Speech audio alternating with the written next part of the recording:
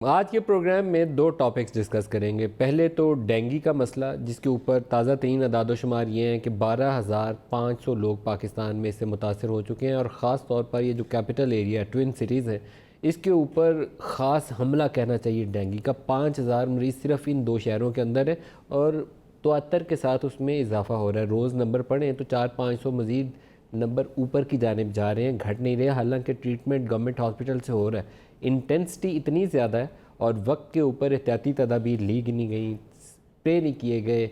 इसका एक बाकायदा प्रोटोकॉल है कि आप उस डेंगू वाला सीज़न शुरू होने से पहले स्प्रे शुरू करते हैं, फिर उसकी मॉनिटरिंग करते हैं कि कहीं उसका लार्वा है, कोई ऐसी साइट्स मौजूद हैं जहाँ पर वो पनप सकता है तो उस जगहों की सफाई करते हैं।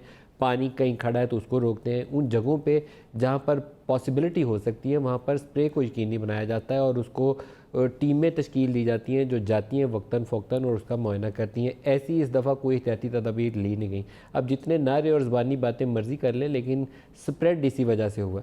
अब दुआ मांगनी पड़ेगी और वो दुआ ये मांगनी पड़ेगी कि टेम्परेचर जल्दी से फॉल करना शुरू कर जाएँ, क्योंकि उससे इसकी शिद्दत में कमी आनी एक कुदरत की तरफ से शुरू हो जाती है। अदरवाइज़ इस वक्त जितनी शिद्दत नज़र आ रही है इन दो शहरों के अंदर, मुझे नहीं लगता कि जो दवाइयाँ देने के लिए या हॉस्पिटल में बेड लगाने से हम इन मरीज़ों को बचाने के लिए काफ़ी काम कर सकते हैं। लोग इससे मुतासर होते जा रहे हैं और एक खौफ वाली फ़िज़ा बाकायदा मौजूद है इस वक्त।